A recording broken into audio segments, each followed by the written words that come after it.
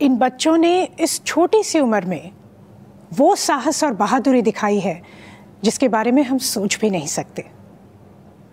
ये बच्चे हमारे देश का गौरव है। इन्हें ढेरों आशीर्वाद और शुभकामनाएं। आज तक भारत की बात में हमने हर क्षेत्र के भविष्य की बात की है, लेकिन आज हम उनकी बात करेंगे जिनके हाथों से ये भविष्य रचा जाएगा। हमारी देश की जनसंख्या में 39% बच्चे हैं। क्या आप सोच सकते हैं कि हमारे आने वाले कल की ये कितनी बड़ी शक्ति हैं और हमारे देश को किन ऊंचाइयों तक ले जा सकते हैं? हमारे देश के बच्चों में प्रतिभा कूट कूट के भरी है और आज मैं आपको मिलवाने जा रही हूं कुछ ऐसे बच्चों से जिन्होंने देश की प्रगति में अपना योगदान अभी से शुरू कर दिया है। हमारे देश में तेजी से औद्योगिकरण हो रहा है। स्किल इंडिया और मेक इन इंडिया जैसे इनिशिएटिव्स की वजह से लोगों की हुनर को बढ़ावा मिल रहा है। आने वाला भविष्य भारत में हुनर और उद्योग को किन ऊंचाइयों तक ले जाएगा, इसका अनुमान मैं आपको देती हूं दो बच्चों से मिला के। अक्सर जब कारपेंटर्स काम करते हैं तो उनके हाथों में चोट लग जाती है, लेकिन भंडारा महाराष्ट्र के दो बच्चे समीर और विधि ने लकड़ियां प्रोसेस करने की मशीन का इजाद किया है, जिससे अब कारपेंटर्स को चोट नहीं लगेगी। जब हमारे बच्चों में इतनी संवेदनशीलता हो तो उन्हें विश्व जीतने से कौन रोक सकता है। चलिए मिलते हैं समीर और विधि से। वो अपना खेलता था और अपना स्कूल में जाता था और वो कुछ ना कुछ चित्र अपने बना के रखता था, ऐसा करूँगा मैं वैसा करूँगा करके। राष्ट्रपति भवन में जो इंट्रोड्यूसर थे वो फील्ड विजिट लेके गए थे। फिर वहाँ हमें कुछ प्रॉब्लम ढूंढनी थी और उस पर कुछ इनोवेटिव सोल्यूशन देने थे। एक रात का टाइम दिया था उन्होंने सोचने के लिए। नेक्स्ट डे हमारा मतलब इनोवेशन उनके सामने प्रेजेंट करना था, तो सिर्फ हमें आइडिया देनी थी। तो वहाँ मैंने देखा कि कुछ जो कारपेंटर्स है वो हाथ से लकड़ियाँ मतलब फिनिश कर रहे थे, तो उसमें उन्हें बहुत तकलीफ हो रही थी और टाइम बहुत वेस्ट हो रहा था टाइम। तो उसके लिए मैंने सोचा कि तीनों काम के लिए एक ही मशीन से यूज़ हो तो टाइम और एफर्ट सब बच जाएगा। एक वुडन बॉक्स है जहाँ एक बैटरी अटैच है और दो मोटर्स लगे। यहाँ पर दो होल है, यहाँ एग्जिस्टेबल ब्लेड थे और यहाँ से हमें वुड डालना पड़ता था और हमने यहाँ से वुड डाले तो फिर वो यहाँ से पास होकर इस साइड में एक स्विच है जो इन्हें पास करता था और यहाँ ब्लेड्स के वजह से उन्हें फिनिशिंग मिल जाती थी। विधि दीदी ने हेल्प की मुझे, उन्होंने मुझे मतलब ड्राइंग वगैरह निकाल के दी और लिखने में मदद की थी। हमें राष्ट्रपति के हाथ से अवार्ड मिला था और हमारे नाम से पेटेंट साइन हुआ। हमारे देश में कृषि ऐसा क्षेत्र है जिसमें कई आयामों पर भारत अग्रणी है और ये बात हम पहले भी कह चुके हैं कि किसानों का विकास तभी संभव है जब उन्हें हर तरह की सुविधाएं प्राप्त हो। और जब देश के बच्चे किसानों की मदद करने लगे तो मैं आपको मिलवाती हूँ जयपुर राजस्थान के ईशान मल्होत्रा से, जिसने किसानों की सबसे बड़ी समस्या मतलब पानी की व्यवस्था को आसान कर दिया है। 9th ग्रेड की समर वेकेशन में मैं अपनी नानी के घर गया था, उनके विलेज टाउन में। वहाँ मैं शाम में ऐसी विलेज में ऐसे टहलने जाता था और मेरी ऐसे मुलाकात हो जाती थी वहाँ के फार्मर्स से। उनकी जनरल लाइफ में पानी की बहुत खामी होती है, बहुत प्रॉब्लम होती थी। उन्हें हर सुबह उन्हें या फिर उनके बेटे को या फिर उनकी वाइफ को सुबह लगभग 4 बजे उठ के मीलों दूर बस एक पंप ऑन करने जाना पड़ता था और वापस आना पड़ता था। और तब मैंने ठान ली थी कि मैं इनके लिए कुछ बनाऊँगा, कुछ ऐसे यंत्र जो उनकी इस सिंपल सी प्रॉब्लम को सॉल्व कर पाए।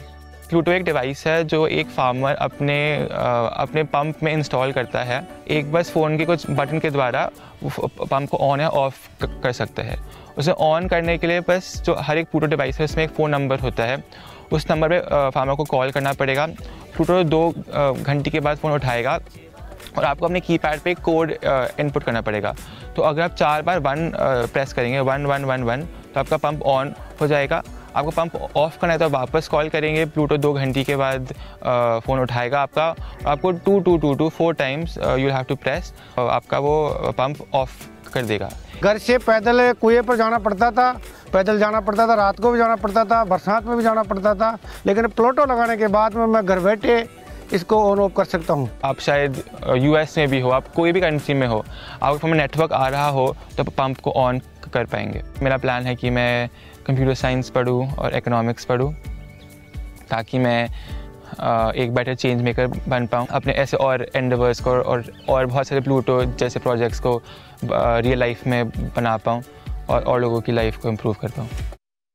पिछले 7 दशकों में भारत में पहली बार स्वच्छता अभियान शुरू किया गया, लेकिन यह अभियान तभी सफल हो पाएगा जब लोग स्वच्छता को ही अपना स्वभाव बना लें। हमारे आने वाले कल की सबसे बड़ी चुनौती रहेगी भारत को पूरी तरह से साफ रखना। लेकिन जब हमारे देश के बच्चों ने ही इस चुनौती को स्वीकार लिया है, तब हमें निश्चिंत हो जाना चाहिए। आइए मिलते हैं दमन के प्रेम, शिवानी और अंकुश से और जानते हैं इनके स्मार्ट डस्टबिन के बारे में। ये 9th की बात है, जब मैं और मेरे फ्रेंड रास्ते में जा रहे थे तो हम लोग ने इधर ही स्कूल के पीछे में देखा कि एक डस्टबिन था और उसमें कचरे पूरे भरे हुए थे और आजू बाजू बहुत स्कैटर कचरे थे। तो हम लोग ने देखा कोई म्यूनसिपैलिटी कोई जल्दी टाइम पे आता नहीं उठाने के लिए, और बहुत गंदगी थी, उसकी वजह से मक्खियाँ हो रही थी और बहुत सारी बीमारी भी कचरे की वजह से होती है।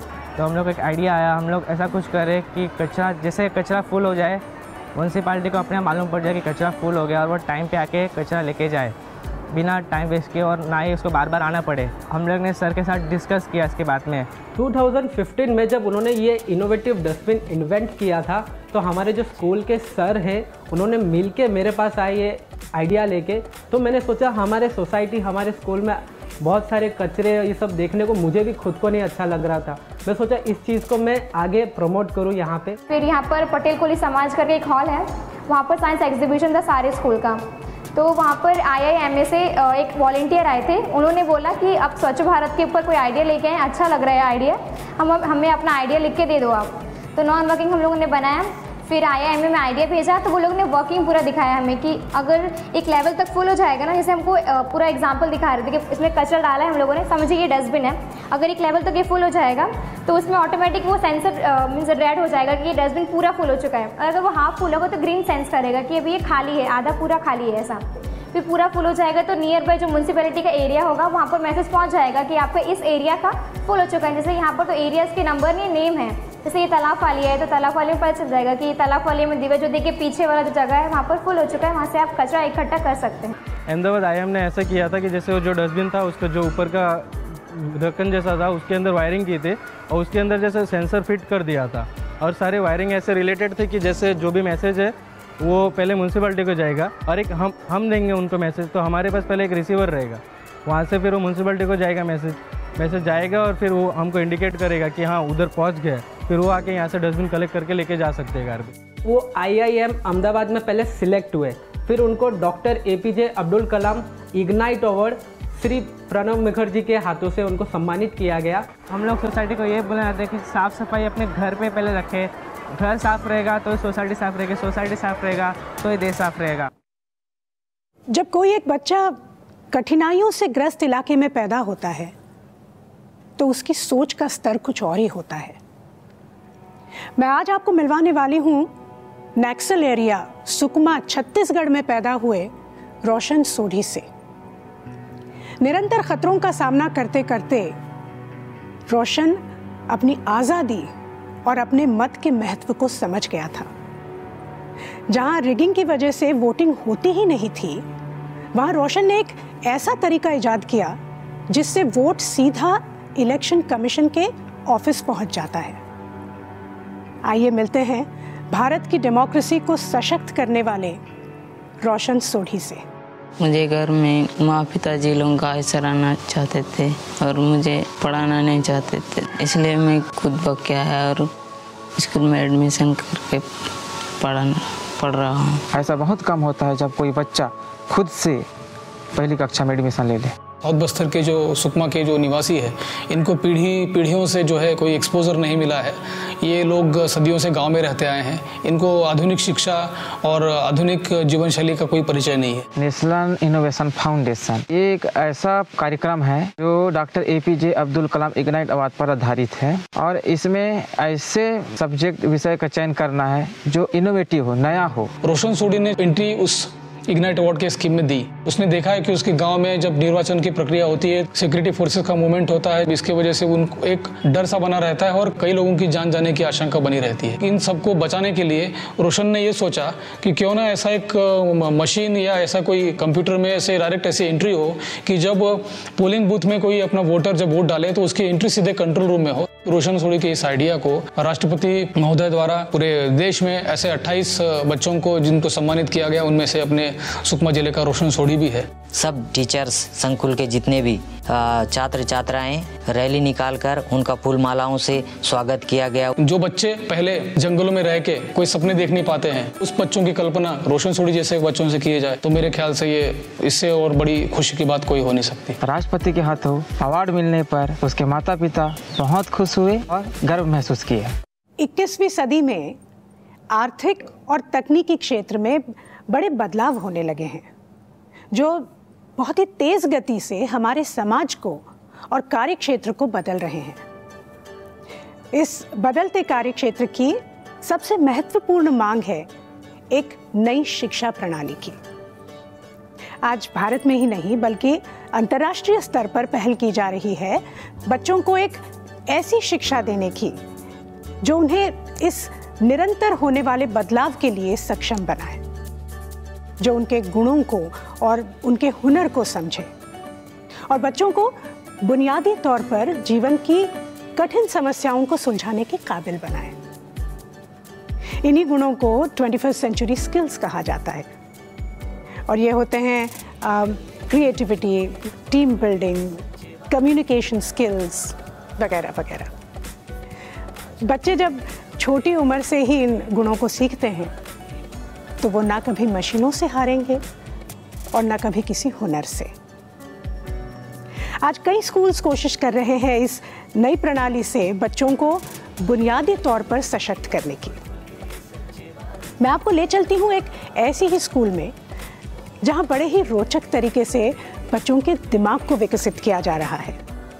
आप तो जानते ही होंगे कि लगभग 90% लोग राइट हैंडेड होते हैं, मतलब अपने लेफ्ट ब्रेन का इस्तेमाल करते हैं, और 10% लोग लेफ्ट हैंडेड होते हैं, मतलब अपनी राइट ब्रेन का इस्तेमाल करते हैं। लेकिन क्या आप जानते हैं कि इनमें से केवल 1% ऐसे लोग होते हैं जो एम्बिडेक्स्ट्रस होते हैं, मतलब अपनी लेफ्ट और राइट दोनों ब्रेन्स का इस्तेमाल कर सकते हैं।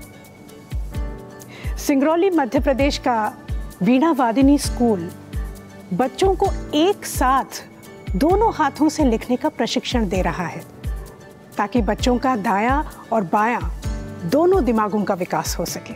5वीं-6वीं शताब्दी में नालंदा और तक्षशिला नाम का विश्वविद्यालय हुआ करता था मेरे भारत में, जिसको 14वीं शताब्दी में उसे नशाभूत किया गया, ख़त्म कर दिया गया। वहाँ के बच्चे 32,000 शब्दों को लिखा करते थे और पढ़ते थे। फिर यह भावना कि उस समय के क्या शायद दोनों हाथ से तो नहीं लिखते रहे होंगे, तो पहले इस तरह का दोनों हाथ से लिखने कला मेरा मैगलान, कोलंबस, वास्को डिगामा की इनको बायोग्राफियों को पढ़ा कि 32,000 शब्दों को कैसे कोई चीज़ कैसे किया जा सकता है। तो दोनों हाथ से पहले लिखने की कोशिश करना शुरू किया। जब उसमें कुछ अक्षर बढ़े तो मैं सोचा कि मेरी उम्र 21-22 साल की हो गई है, मैं छोटे अगर बच्चों को लूँ तो ये दो विषयों को या दोनों हाथ से एक साथ लिखने लगेंगे। और कुछ दिनों बाद मैं सोचा कि अब 2 विषयों को भी क्या एक साथ लिखा जा सकता है, सुना जा सकता है, और ऐसी कल्पना मेरे मन में आई और धीरे धीरे करके आज वर्तमान समय मेरे बच्चे 2 विषयों को भी एक साथ लिख लेते हैं। जब मैं LKG लर्निंग फर्स्ट में आया था तो हमारे जो बड़े भैया थे वो दोनों हाथों से जब ब्लैक ब्लू पेन चेक करते थे तो बाहर से लोग आते थे तो उनको इनाम मिलता था। हमें भी लगता था शायद दोनों हाथ से लिखते हैं तो इन्हें ये, तो फिर हमें सिखाया गया, सर सिखाया, लेकिन उनको मिलता था तो मुझे भी लगता था कि शायद मैं भी सीखता, मुझसे भी बनता तो इनाम मेरे को भी मिलता। और आज मेरे को सर के द्वारा सिखाया गया और कक्षा जब मैं दूसरी में था उस समय मैं सीख गया था दोनों हाथ से लिखना। एक ही समय में 2 विषयों को लिखना, दोनों हाथ से लिखना एम्बिडेक्सिस होता है।